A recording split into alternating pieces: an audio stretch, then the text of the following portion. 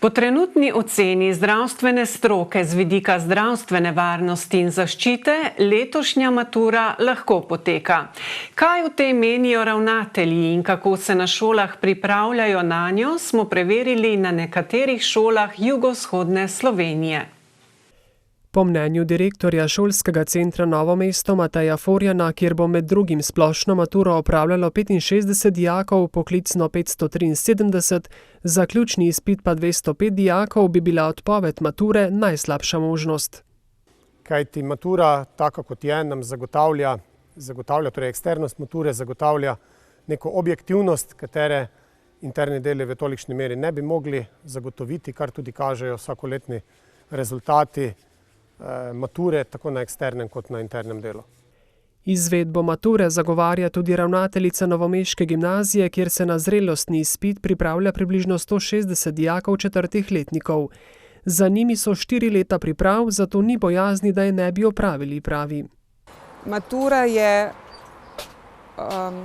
najbolj pravičen, v tem trenutku najbolj pravičen vstopni kriterij na fakultete, tako da mislimo, da bi se matura mogla izvesti ravno zaradi tega, da se zagotovi pravičnost pri vstopu naprej v visokošolski prostor. V šolskem centru Krško Sevnica, kjer prav tako zagovarjajo izvedbo, bo poklicno maturo opravljalo 95 dijakov, splošno v okviru gimnazije Krško pa 30.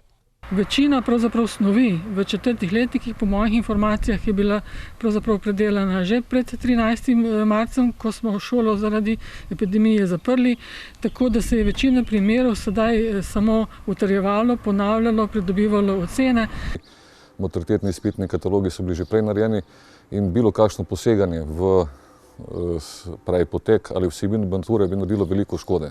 In vse rahljanje ali pa potek mature bi prišlo do tega, da bi se, če se športno izrazim, sredi tekme spremenila pravila igre. Rokovnik izvedbe mature se sicer bistveno ni spremenil. Pri splošni denimo je pisanje eseja s 5. maja prestavljeno na 1. junij, prvi na sporedu pa je preizkus angleščine 30. maja. Še naprej pa ostaja v zraku vprašanje, če in kdaj se bodo dijaki zaključnih letnikov sploh vrnili v šolske klopi. Kot eden od datumov se omenja ponedeljek 11. maj. Celotne pogovore z ravnatelji glede izvedbe letošnje mature si lahko ogledate takoj po zaključku novic ter v prihodnjih dneh.